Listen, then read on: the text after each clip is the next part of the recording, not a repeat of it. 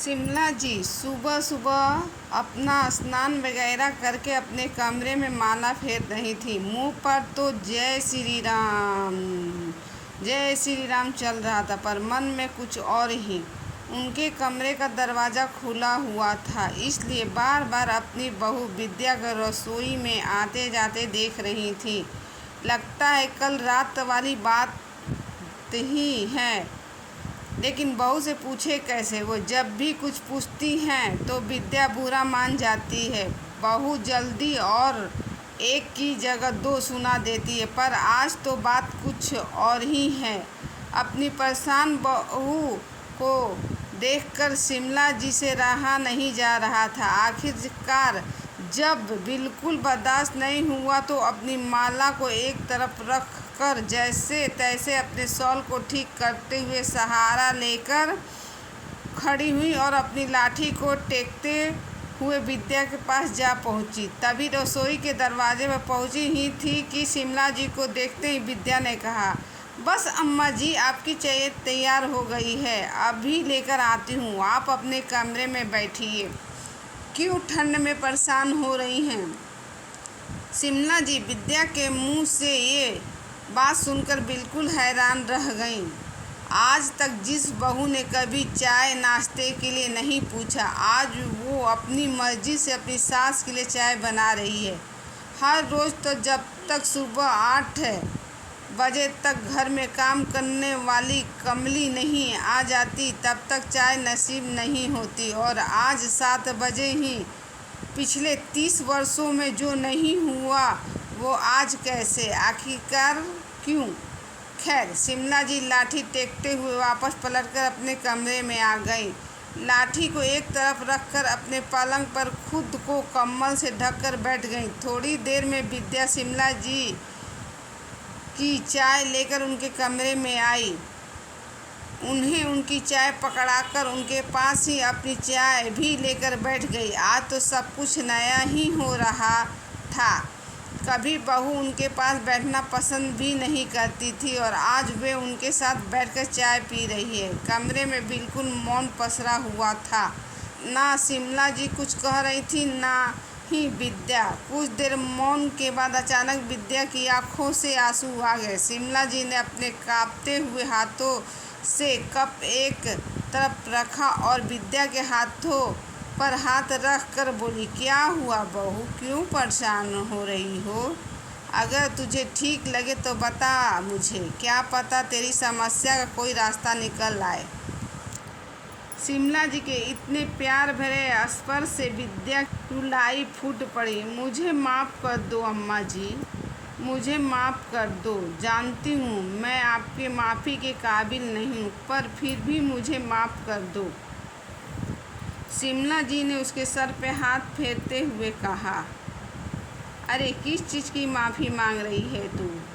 मुझसे बता तो सही। अम्मा जी, आप तो इतने सालों से मुझे झेल रही हो, मैं तो 3 महीने में ही परेशान हो गई। समझ गई हूँ आज मैं कि सास बनना इतना आसान नहीं होता। हर बार मैं आप पर इल्ज़ाम लगाती थी कि आप अपनी बहुओं से गला व्यवहार करती हो। आज समझ में आ रहा है कि आपके दिल में क्या बीतती होगी। कहते हैं न, अपना कर्म लौट कर आता है, वो भी सूद समेत। आज वही तो हो रहा है मेरे साथ। मैंने आपके घर के 2 टुकड़े करवाए थे। आज मेरी दोनों बहुओं के साथ साथ बेटे भी मुझ पर इल्ज़ाम लगा रहे हैं। अपनी बहू को इस तरह रोता देखकर शिमला जी को वो दिन याद आए जब उनके घर में विद्या बहू बनकर आई थी।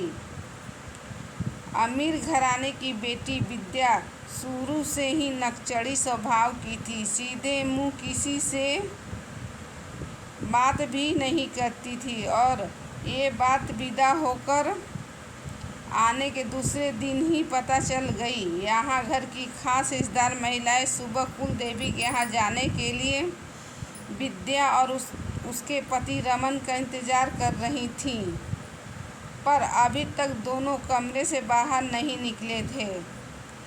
सुबह 6 बजे ही निकल जाना था, लेकिन अब तो 7 बजने को आए थे। अम्मा जी के कहने पर विद्या की जेठानी सुमन ने जाकर दरवाज़ा खटखटाया। बस इसी बात का विद्या ने बतंगड़ बना दिया। जेठानी कौन होती है मुझे जगाने वाली? शर्म नहीं आती है? अपने देवर देवरानी के कमरे का दरवाज़ा खटखटाते हुए थोड़ा सा लेट चले जाएंगे तो कुछ बिगड़ जाएगा क्या? इतना सारा दहेज लेकर आई हूँ तो किसी के सामने क्यों झुकूंगी? रिश्तेदार महिला भी विद्या की बात सुनकर हैरान खड़ी रह गई थीं। भला एक नई नवेली बहू इतनी जबान चला सकती है? खैर, देर सवेरे कुल देवी के दर्शन कर ही आए। उसके बाद तो आए दिन कोई न कोई बात को लेकर विद्या घर की शांति को भंग किए रहती थी। खासकर अपनी जेठानी सुमन से उसकी बिल्कुल नहीं बनती। उसे हर पर यही लगता था कि शिमला जी बड़ी बहू का साथ देती हैं। आए दिन शिमला जी पर कोई न कोई इल्ज़ाम लगाती रहती। अरे आप तो सास है, घर में 2 बहुएं हैं तो दोनों को एक जैसा ही मान देना चाहिए। पर नहीं, आप भी दोगला व्यवहार करती हो। इतना सारा दहेज लेकर मैं आई हूँ, पर सारा प्यार बड़ी बहू को दिखाती हो। हमने तो तुमसे दहेज नहीं मांगा था। तुम्हारे माता पिता ने अपनी मर्जी से दहेज दिया है और फिर मैं क्यों दोगला व्यवहार करूँगी? मेरे लिए तो मेरे दोनों बच्चे एक जैसे हैं, दोनों बहुएं भी एक जैसी ही होंगी। पर विद्या को ना समझना होता था, ना ही वो समझती थी। विद्या के जुड़वे बच्चे होने के बाद तो स्थिति और भी ज़्यादा बदतर होती जा रही थी। मगर शिमला जी सुमन के बेटे को खिलाती तो उसे लगता कि मेरे बच्चों के साथ भेदभाव कर रही हैं। मगर शिमला जी विद्या के बेटों के लिए कोई समझाइश देती तो उसे लगता कि सारा प्यार तो जेठानी के बेटों के लिए है, बस मेरे बेटों के लिए तो रोक टोक ही है। आखिरकार शिमला जी समझा कर थक चुकी थी, इसलिए थक हार कर शिमला जी ने दोनों की रसोई अलग कर दी और खुद बड़े बेटे के साथ ही रहने लगी। पर अभी तक भी विद्या का यही हाल था। अपने बेटों की शादी में उसे शिमला जी को बुलाना पड़ा। तब से शिमला जी विद्या के पास ही थी, लेकिन शिमला जी का सारा काम घर में काम करने वाली कमली ही करती थी। विद्या शिमला जी के कमरे में आकर झांकती तक नहीं थी और ना ही उससे बात करती थी। दोनों बेटों की शादी एक साथ ही की थी तो घर में 2 बहुएं एक साथ आई थी। एक जॉब करने वाली बहू तो दूसरी होम मेकर। जॉब करना ना करना दोनों की अपनी मर्जी थी। विद्या ने किसी को रोका नहीं था, पर जॉब करने वाली बहू को लगता है कि मैं तो बाहर रहकर कमाती हूँ तो मैं घर में काम क्यों करूँ।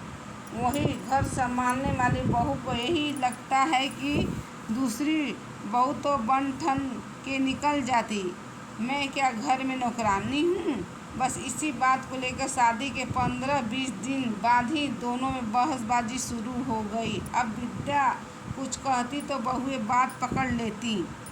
आप तो सास हो, अपनी बहुओं में पक्षपात करती हो। आपके लिए अपनी दोनों बहुएं एक जैसी होनी चाहिए। अभी तक तो दोनों बहुओं में ही बहस होती थी, लेकिन कल तो बेटे भी इसमें शामिल हो गए।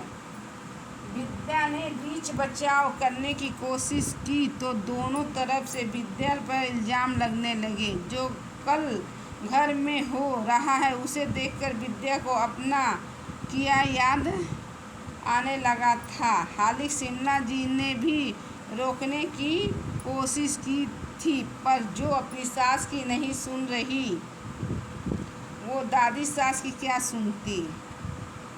आखिर दोनों बहुएं रूठकर अपने अपने मायके जाकर बैठ गईं। साथ में अपने पतियों को भी ले गईं। इसलिए आज घर में इतनी शांति पसरी हुई थी। खैर, शांति को तोड़ते हुए शिमला जी ने विद्या के सिर पे हाथ फेरते हुए कहा, बहू, रोना बंद कर।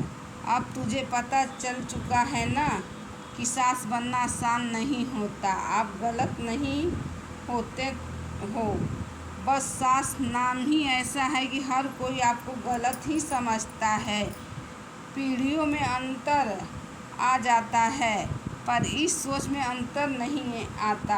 आप समझाइश भी दोगे तो उसका गलत मतलब ही निकाल लिया जाएगा। इसलिए आंसू बहाना बंद कर।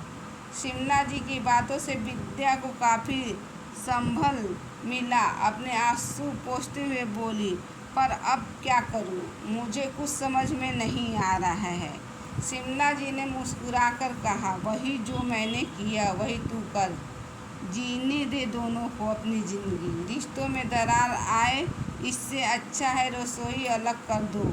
अपनी अपनी जिम्मेदारियां खुद समझेंगे। तुम अपना सामान खुद बनाए रखो। अम्मा जी लोग क्या इस घर से पहले ही विद्या कुछ कहती कि अम्मा जी ने ही अपनी बात पूरी कर दी। लोग क्या कहते हैं ये सोच सोचकर तुम बीमार पड़ जाओगी। अभी जो बहुएं रूठ कर मायके जाकर बैठ रही हैं, तब भी लोग बातें ही कर रहे हैं ना, तो उससे बेहतर है उन्हें अलग ही कर दो।